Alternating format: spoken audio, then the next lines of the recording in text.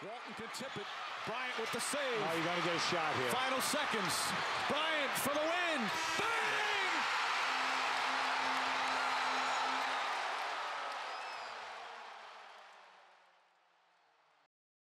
Dear basketball.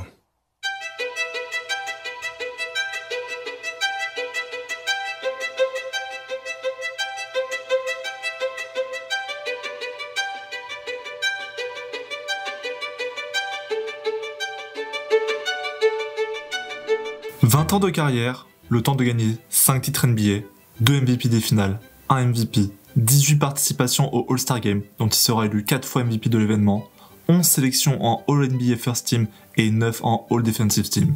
On parle d'un joueur à la carrière mémorable, on parle d'un joueur légendaire, on parle d'un joueur qui a marqué une génération entière.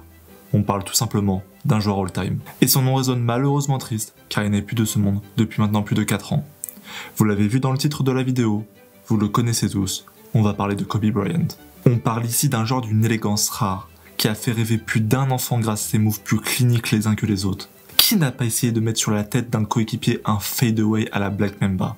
Si l'homme n'a pas fait l'unanimité, sa carrière et son amour pour la balle orange ne fait l'ombre d'aucune contestation. On est ici pour retracer les moments les plus mémorables de sa carrière. Du scoring, de l'humiliation, du clutch, c'est toute la panoplie du Black Mamba qui sera mise en avant dans cette vidéo. Mais vous le savez bien, ici on parle également de chaussures et on ne va pas déroger à la règle, même pour rendre hommage à l'un des plus grands athlètes que la ligue ait connu. S'il est l'homme d'une franchise, il n'est pas l'homme d'une marque comme a pu l'être Jordan et plus tard LeBron. Mais vous allez voir que cela n'a pas empêché les collections Kobe de sortir des coloris parmi les plus marquants du monde de la sneakers. Alors je vous laisse vous installer confortablement dans votre canapé, prenez-vous un bon chocolat chaud, et je vous laisse avec cet hommage sans modération du numéro 8 puis 24 des Purple and Gold de Los Angeles. You know, I grew up a die-hard Laker fan. Die-hard. I mean, I knew everything about every player that's ever played here. So to be drafted and then traded to this organization and to spend 20 years here, I mean, you can't write something better than this. And all I can do here is just thank you guys. Thank you guys for all the years of support. Thank you guys for all the motivation. Thank you for all the inspiration. And what can I say? Mamba out.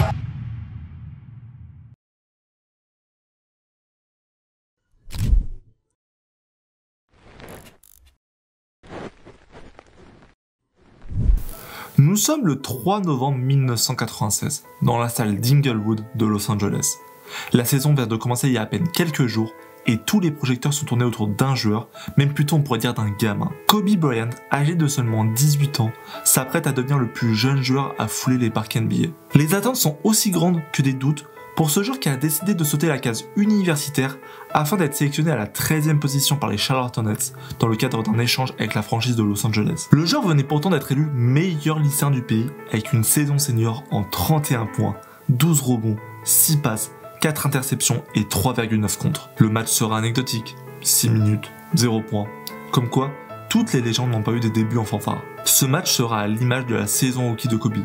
Peu de minutes données par Dan Levis, 7 points de moyenne, mais quelques fulgurances à la fin de saison, notamment lors de la campagne de playoff. Au pied, Kobe ne porte pas des Nike, mais bien des Adidas EQT. Si par la suite Kobe s'illustra également avec sa collection avec Nike, son début de carrière sera lié à la marque aux 3 bandes. Il sera en effet repéré très tôt pour devenir la nouvelle égérie de la marque, par un certain Sonny Vaccaro, le même qui avait repéré Jordan 12 ans auparavant, mais qui était passé tranquillement chez l'ennemi. Concernant la paire, on est sur une paire très simple, montante noire et blanche, obtenue dans l'anonymat après le match par un certain Scott Earlyman, qui la fera signer plus tard par le joueur lui-même. Sauf qu'avec le temps, cette paire est devenue un objet de collection qui sera vendu 500 000 $ aux enchères en 2021. J'espère que quelqu'un a eu la paire du premier match de Kal Whitmore. On ne sait pas de ce qu'est fait l'avenir.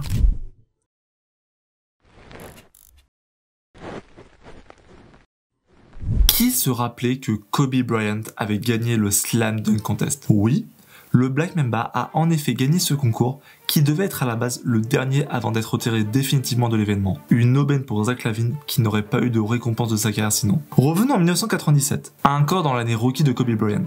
Eh bien oui, c'est ça la nuance. Kobe Bryant a bien participé au concours de dunk, mais en tant que rookie, qui à ce moment-là joue seulement quelques minutes. Donc pas forcément une grande perte pour le reste de la saison des Lakers en cas de blessure. S'il se qualifiera timidement pour le second tour, Kobe éblouissera le reste du concours de son talent, notamment un où il passera la balle entre ses jambes. Ce sacre conclura un week-end réussi qu'il a vu être également le meilleur marqueur du match des rookies la veille et rappeler au monde entier le phénomène qu'il était. Au pied, il portera la Adidas EQT Elevation, toujours dans la même veine de ses paires de basket des années 90. Si ce n'est pas une signature shoes, tout le monde au sein d'Adidas se dit qu'ils ont enfin trouvé leur future star pour concurrencer Nike et Reebok qui dominent le marché à ce moment-là.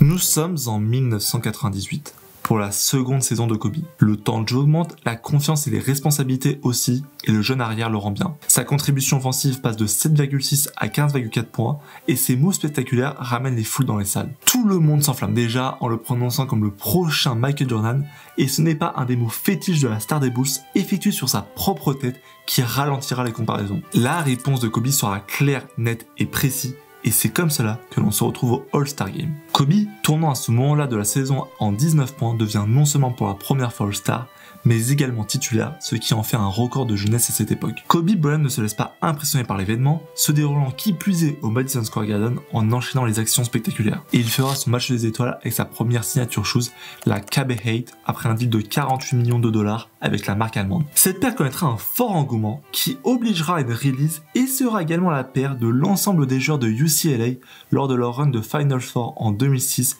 qui perdront face aux Gators de Floride avec comme meilleur joueur Joakim Noah. Pour Kobe, l'après All-Star Game sera un peu plus compliqué avec une baisse de temps de jeu et un impact offensif moindre. Mais les promesses de la première année ont été clairement confirmées lors de cette saison sophomore.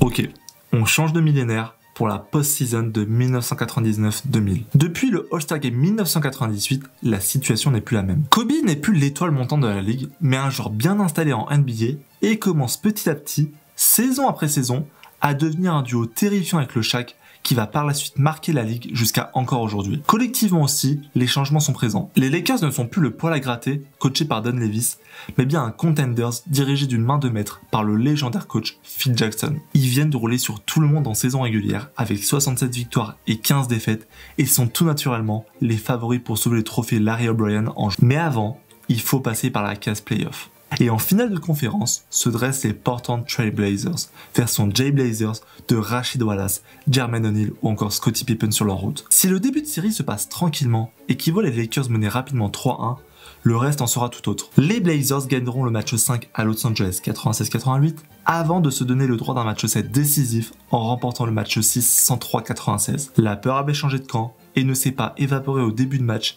qui voit les Angelinos être menés de 15 points au début du 4e quart-temps. C'est la stupéfaction pour tout le monde et les personnes présentes dans la salle se demandent comment une situation aussi mal embarquée peut être renversée. Mais c'était sans compter sur la fougue de champions du duo magique des Lakers. En l'espace de 12 minutes, les Lakers ont effectué l'un des plus grands comebacks de l'histoire des playoffs, tout en réussissant des actions légendaires comme celle-ci.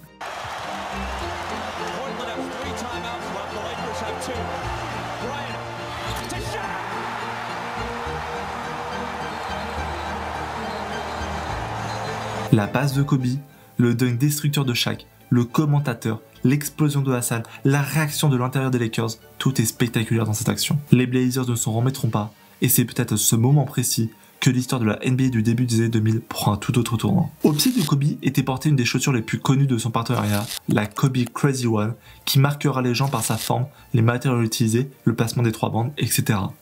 J'espère que vous voyez de quel objet mythique de notre quotidien la paire est inspirée. Un bolide allemand avec comme nom les initiales de Tom Thibodeau, la Audi TT. Elle a laissé sa trace et Adidas a d'ailleurs effectué une release des collections avec Kobe, notamment une évolution de la Kobe 2. Quant aux Lakers, ils iront glaner leur bague pour commencer le dernier three-peat effectué jusqu'à encore aujourd'hui.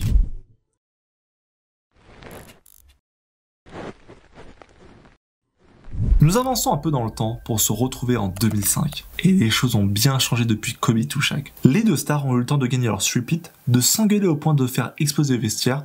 Résultat, Phil Jackson out, Shaq envoyé à Miami et Kobe tu es définitivement le leader de cette franchise. Le futur Black Mamba n'est pas en reste en ce qui concerne les problèmes, surtout avec la justice. Monsieur Bryant est en effet dans la tourmente depuis plusieurs mois suite à une accusation d'agression sexuelle d'une employée d'hôtel de 19 ans. Cette affaire fait la une des médias pendant des semaines et Kobe, vu comme la tête modèle, ne faisant aucun scandale, a sa réputation détériorée. Si tu rajoutes à ça des résultats collectifs vraiment pas bons, cela commence à faire beaucoup. Sauf qu'à partir de 2005-2006, on rentre dans le prime de Kobe. 4 ans de boucherie offensive où à peu près chaque franchise va prendre son carton à un moment donné. Et les premiers à faire véritablement les frais sont les Dallas Mavericks. Et attention, on ne parle pas d'une équipe qui attend tranquillement juin pour aller prendre le prochain first pick de la draft. Non. On parle d'une équipe qui ira jusqu'aux Finals NBA 5 mois plus tard. Le match commence comme prévu du côté de Los Angeles. Kobe s'occupe du scoring pour rivaliser avec l'équipe adverse. 32 points à la mi-temps et une avance de 9 points. La soirée se passe à merveille. Mais c'est durant le 3e quart-temps que le match prend une tournure inattendue. Kobe, totalement dans la zone, score 30 points en 12 minutes. Mid-range, fade away, faute provoquée, 3 points. Il leur fait la totale. Résultat, à la fin du 3e quart-temps, Dallas n'a marqué que 61 points, tandis que Kobe en a planté 62. L'expression « être seul contre tous » n'a jamais été aussi réelle. Une performance unique dans l'histoire de la ligue qui a permis à Kobe d'aller tranquillement sur le banc pour voir la victoire de son équipe. Au pied, ce ne sont plus des Adidas avec qui il a rompu son contrat en 2001, mais bien des Nike, et plus précisément des Nike Warash 2K5. Les signatures shoes arrivent très vite, la Kobe One étant dans le four. Et il le faut bien, car cette chauffe au scoring est loin d'être la seule cette saison.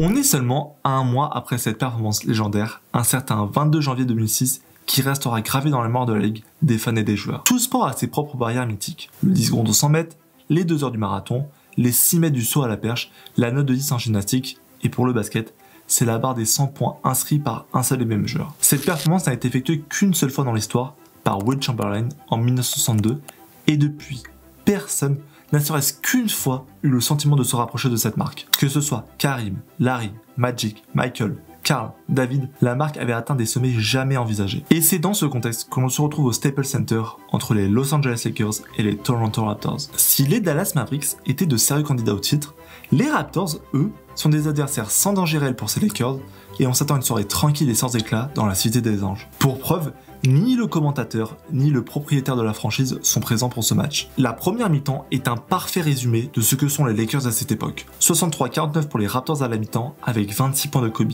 Et apparemment, d'après le principal intéressé, il était dans une concentration extrême. Voici ce qu'il dira après le match. Je n'ai pas fait attention à quoi que ce soit qui ait été dit. J'étais juste dans ma tête, ma zone. Je sentais que j'étais dans une autre dimension. Rien d'autre n'importait. Je ne pensais même pas au scoring. J'essayais juste de me faire revenir dans le match. L'un des meilleurs scores de tous les temps prend totalement feu dans le second acte. Le 3e quart-temps, il outscore encore une fois les Raptors et permet aux Lakers de mener. Le 4e quart-temps, il inscrira les 22 derniers points de son équipe. Et au cours de 2 lancers francs, il passe la barre des 80 points pour s'arrêter à 81. Seconde meilleure performance au scoring de l'histoire. Pour certains, la meilleure feuille de statistiques individuelles. En tout cas, ce qui est sûr, c'est que la légende de Kobe a pris une autre dimension ce soir-là. Dans une des NBA les plus défensives qui existaient, il s'est rapproché de sommets offensifs dont on se demandait si c'était encore possible de les atteindre. Depuis ce jour-là, pas un autre joueur, ne serait-ce que dans notre NBA tourné fortement à l'attaque, n'a repassé cette barre des 80 points. Et vous vous doutez bien que la Nike Zoom Kobe One portée ce soir-là s'est vite renommée la 81 Points. Elle a eu d'ailleurs droit à une release en 2019. Et si la paire n'a pas marqué les foules tout de suite, la saison individuelle historique va permettre de marquer plus nos mémoires qu'elle l'aurait dû.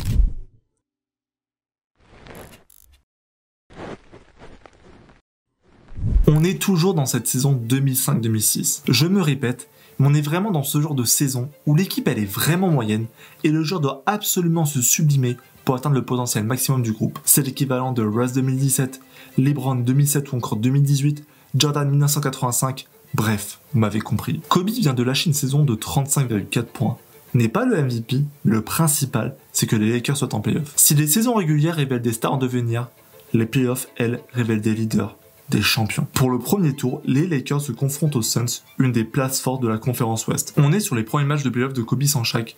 Autant vous dire que l'on attend avec impatience qu'est-ce que la star des Lakers va réserver. Contre toute attente, les Angelinos jouent les troubles fêtes et mènent rapidement 2-1 avant d'arriver au match 4. Et contrairement aux 2 anecdotes précédentes, cette fois-ci, le collectif des Lakers rivalisera avec celui des Suns. Kobe fait pas son plus grand match, perd des ballons bêtement, reçoit des fautes offensives. Et vous savez la musique. Ne jamais sous-estimer le cœur d'un champion, et Kobe Bryant le montrera 2 fois dans ce match. La première fois, pour permettre à son équipe d'égaliser à 0,7 secondes de la fin pour pouvoir aller en prolongation. Et la seconde fois, intervient à la fin de cette overtime. Kobe récupère le ballon après un entre-deux, rentre sa course pour se retrouver au corner de la ligne des lancers francs, pull-up à mid-range et vient de conclure de la meilleure des manières ce match des playoffs. Le point rageur témoigne de la volonté infaillible de la star des Lakers. Si Kobe, tout au long de sa carrière, a effectué bon nombre de tirs clutch légendaires, celui-ci fait partie des plus mythiques et des plus beaux à regarder. Malheureusement, les Suns se reprendront et iront gagner la série 4-3, mais l'essentiel est ailleurs. Kobe, au cours de la saison 2005-2006, a validé le leader qui prétend être depuis des années. Reste à avoir maintenant une équipe taillée pour aller au titre. Comme pour les 81 points face aux Raptors, la Nike Kobe One portée ce jour-là sera de nouveau renommée en Final Seconds pour sa release en 2018. Comme quoi, le produit peut être bon, mais c'est bien l'athlète, dans le cadre des signature shoes, qui sublime les produits et leur crée une véritable histoire.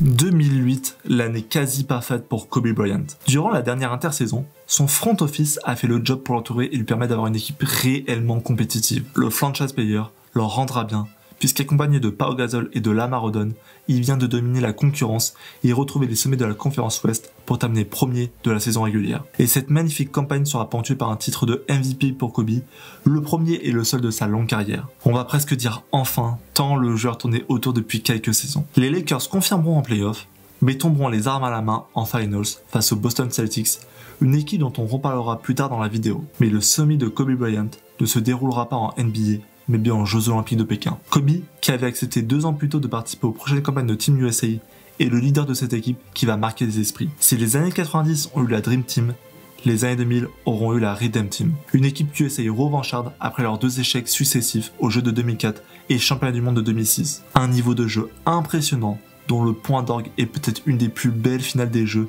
qui existaient face à l'Espagne. Et dans ce groupe composé des meilleurs joueurs NBA avec des LeBron, Dwayne, Carmelo, Dwight, Chris Paul et Bosh, le meilleur joueur et leader incontesté, c'est le numéro 24 des Lakers. Animé par une rage de vaincre inégalable, raconté parfaitement par Coach K dans The All Man on the Street, le podcast de Gigi Redick, Kobe posera parfaitement le couvercle en finale au moment où les Espagnols reviennent à 2 points pour remporter la médaille d'or. Un tir sur une jambe, 3 assists, un 3-point et une action de 4 points, rien que ça. Fini le Kobe jeune qui veut le leadership juste pour prouver sa valeur.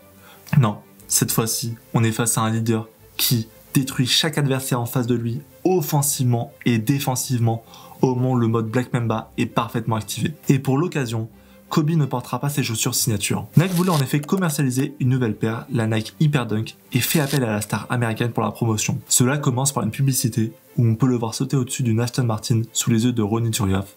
Cela suit par un coloris Back to the Future. Et cela se conclut par la moitié de la Team USA qui la porte à tel point qu'on a l'impression de la voir partout. Cela sera un succès colossal pour une paire qui était composée de technologies Flywire et Lunarlon, utilisées encore aujourd'hui.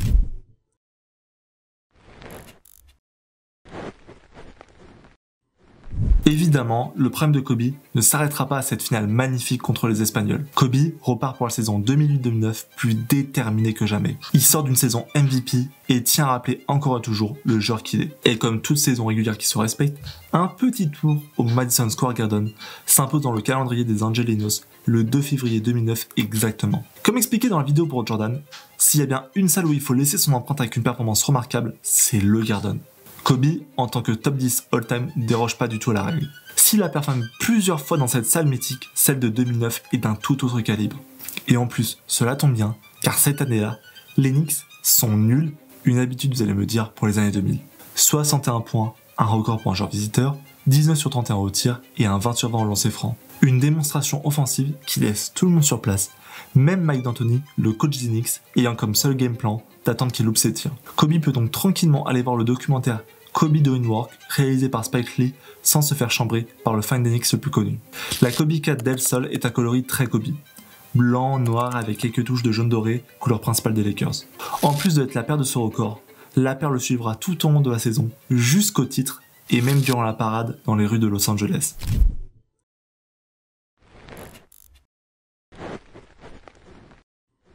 Kobe a beau être un joueur extraordinaire, il n'a plus gagné de bague depuis 6 ans, et cela commence à durer un peu. Il en a d'ailleurs une de moins que son meilleur ennemi, le Shaq. Et l'on se demande toujours s'il est capable d'emmener une équipe sans son pivot ultra dominant jusqu'au bout des playoffs. S'il avait réussi à atteindre les finals l'année précédente, la déculottée pour terminer la série au TD Garden fait tout de même tâche. Les Lakers commencent sur les mêmes bases, premier de la conférence Ouest, avec un impressionnant bilan de 65 victoires pour 17 défaites.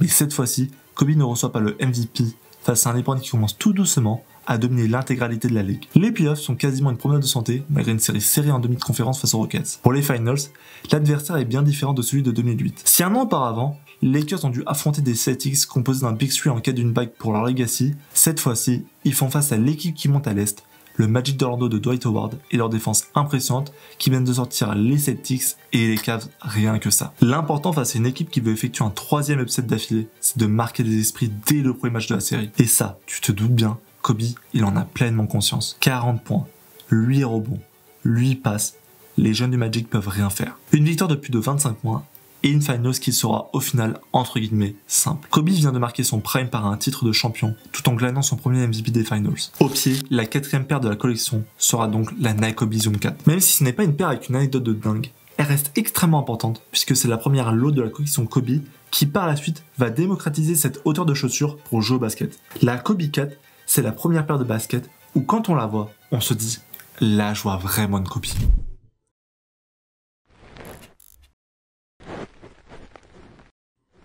Si atteindre les sommets, c'est compliqué, le rester là encore plus. Kobe le sait, les Lakers aussi, et ne sont pas restés sur leur laurier, en atteste l'acquisition de Ron Artest à l'intersaison. Cela n'empêchera pas l'équipe de dominer pour la 3e fois de suite la saison régulière de la conférence Ouest, une conférence où il faut tout de même un bilan de 50 victoires, 32 défaites pour aller en playoff. La petite balade de santé pour le back-to-back se continue en post-season. Après avoir baptisé les jeunes pousses du Thunder, déroulé face au Jazz et rappelé aux Suns qui ne gagneront jamais un titre, ils retrouvent une vieille connaissance en finals, les Celtics. La plus grande rivalité de la NBA se rencontre pour la 12e fois à ce stade de la compétition, quand les Hornets n'ont toujours pas coûté à une finale de conférence. Le duel est encore plus serré qu'en 2008.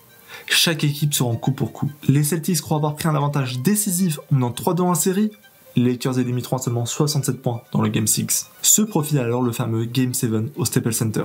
Le match est tendu. Les Lakers ne tireront qu'à seulement 32,5% durant tout le match, seront menés de 11 points au milieu du match, mais ils s'en sortiront. Kobe nous lâche un vieux 6 sur 24, mais l'essentiel est ailleurs. Il vient de conclure son prime par un titre, le 5e de sa carrière, avec un second MVP des Finals. Cette 5e bague signifie qu'il dépasse définitivement le Shaq, et je peux vous dire que cela compte, on a été sa réaction d'après-match. We know what it means as a team, but what about individually for you?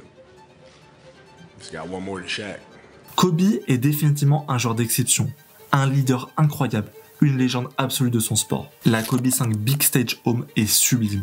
Les détails dorés bonifient la magnificence du joueur qu'il était, et Nike commence à trouver sa direction artistique autour des collections de Kobe. Ce match conclut une décennie faste pour la franchise de Los Angeles, avec 4 titres et 6 finals. C'est le début d'une période de galère, le début de la fin pour Kobe, même s'il va nous donner encore, vous allez voir, des moments mémorables.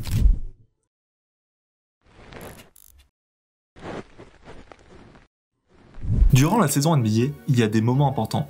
Le match d'ouverture, le MLK Day, le All-Star Game et les Christmas Games. Qui ne s'est pas posé à partir de 18h pour regarder durant 12 heures de la NBA avec un bon chocolat chaud, après avoir ouvert tous ses cadeaux, dit bonjour à toute sa famille, même ceux dont tu te rappelles jamais du prénom, et manger une dinde. Ah, c'est bien les Christmas Games. Eh bien Kobe, en étant une des plus grandes stars de la ligue, au sein d'une des franchises les plus bankable, il en a fait des Christmas Games. 16 au total. Et Nike, toujours maître du marketing, s'amuse à créer des coloris inédits pour ce match si particulier. Vous avez bien compris, pour ce chapitre, nous n'allons pas mettre en avant la performance du joueur, mais bien ce qu'il avait au pied ce jour-là. Le match en lui-même fait saliver.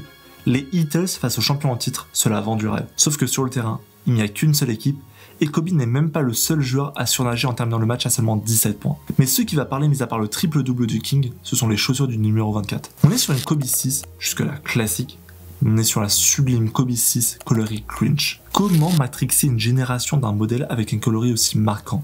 Le vert et le jaune fluo se matchent parfaitement. On sent la maîtrise colorimétrique de Nike et cette paire est juste un bijou à contempler. Pour faire un point historique, Grinch, pour ceux qui ne le savent pas, c'est un personnage de dessin animé. Sauf que le nom de départ, ce n'est pas Grinch. Si on zoome un peu plus en détail sur la paire, on remarque des écailles sur le upper. Car en effet, et je m'excuse pour toutes les personnes qui ont la phobie des serpents, mais cette paire à la base devait s'appeler la Green Mamba, en référence en Dendroaspis angusticeps, un serpent de la famille des Elapidae vivant principalement sur la côte sud de l'Afrique de l'Est. Malheureusement, qui dit beaucoup de demandes, dit prix exorbitants et la Kobe Glitch ne déroge pas la règle. D'ailleurs, les prix ont explosé depuis la mort de Kobe et la release de 2020 n'a pas atténué les choses. Donc si vous voulez l'édition 2020, comptez 1000 € au moins, et pour celle de 2010, j'en parle même pas.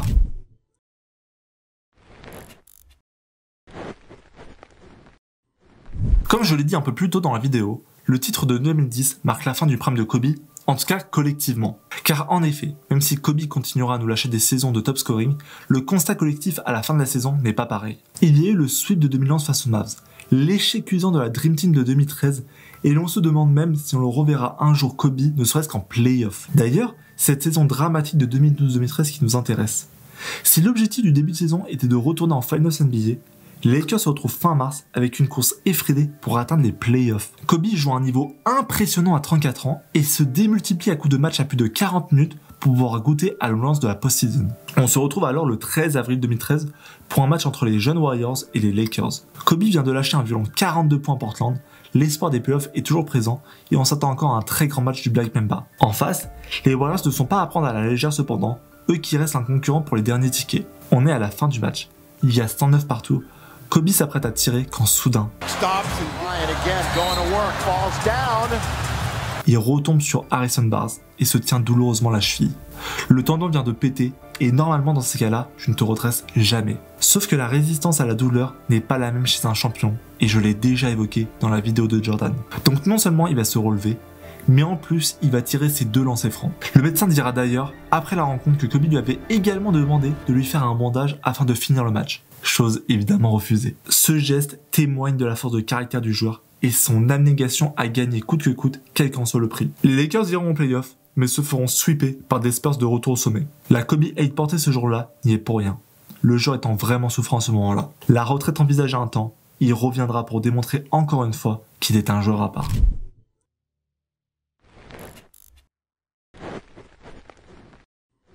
Le retour sera au final plus long que prévu, après une saison 2013-2014 quasi blanche due à un problème au genou. Entre temps, le roster des Lakers a bien changé. Fini les stars, place aux jeunes et aux bas-fonds de l'Ouest. D'un point de vue collectif, on pourrait penser légitimement que la fin de carrière de Kobe est triste. Mais l'annonce de sa retraite avant la saison 2015-2016 permet une tournée d'adieu pleine d'émotions. Chaque salle qu'il a climatisée, chaque joueur qu'il a humilié, lui rend un hommage, démontrant un respect aussi puissant que sa legacy. Sa dernière saison est correcte, avec 17 points de moyenne, à presque 37 ans tout de même, et se profile à l'horizon sa dernière danse contre le Jazz le 13 avril 2016, 3 ans et 1 jour après sa rupture du tendon. En face, le Jazz espère gâcher la fête et jouer son va-tout à fond. Vous vous rappelez du match face aux Raptors, les 81 points. C'est à peu près le même scénario. Kobe score 22 points en première mi-temps, les Lakers sont menés de 15 points, la soirée attendue en fin de compte. Et puis, petit à petit, les Lakers, notamment les jeunes, arrivent à gratter point par point pour se rapprocher de leur adversaire. Kobe, quant à lui, économise son énergie tout en artillant salement avec des flashs de ses moves spéciaux. Comme une impression devant nous que l'on a une longue vidéo de 2h30 de toute la panoplie de basket que le Black Mamba avait en bagage. Et puis arrive le dernier quart-temps. Le Jazz commence à déjouer, tandis que le Black Mamba rentre définitivement dans la zone, scorant 14 des 19 derniers points de son équipe pour permettre à Los Angeles de gagner le match. Et c'est à 4 secondes de la fin que Monsieur Kobe Bryant, après 20 ans passés aux Lakers, tire définitivement sa révérence. Et que dire de son match? Alors oui, la défense était rarement là. Les pourcentages ont été longtemps moches, mais au final, cela fait un 22 sur 50 au tir, pour un total de 60 points, le 6e match de sa carrière à cette barre-là, ce qui fait de lui le second all-time dans ce classement. Le scénario hollywoodien de ce match est parfait. Toutes les stars de la salle sont enchantées, Adam Silver pour dormir tranquillement sur ses 2 oreilles. Il faut louer le match du Jazz qui a respecté l'événement et joué crânement sa chance. Mais quand Kobe est dans la zone, on peut juste attendre que cela se termine. Les jeunes Randle, Russell, Clarkson, Nance Jr. auront des souvenirs gravés à jamais. La Nike Kobe 11 Fade to Black représente à merveille ce qu'était Kobe. Une majorité de noirs pour rappeler le Black Mamba tout en rajoutant de l'or car son cœur est avant tout à Los Angeles. Cette retraite légendaire est l'apothéose d'une des saisons les plus marquantes de l'histoire de la NBA. Après 5 titres NBA, 2 MVP des Finals, 1 MVP de saison régulière, 2 médailles d'or au jeu, 18 sélections au All-Star Game, 28 sélections pour les All-NBA Team et All-NBA Defensive Team, 1346 matchs joués pour 33 643 points marqués. Bonne retraite Kobe, et comme tu l'avais parfaitement dit. Mamba out.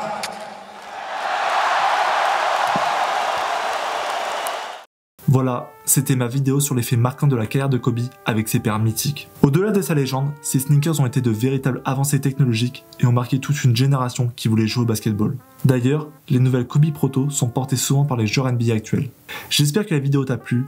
Comme d'hab, commente, partage, abonne-toi, like ou juste installe-toi devant la vidéo. J'espère qu'après le montage, j'aurai encore de l'énergie. Et puis qui sait, il y aura peut-être une autre vidéo.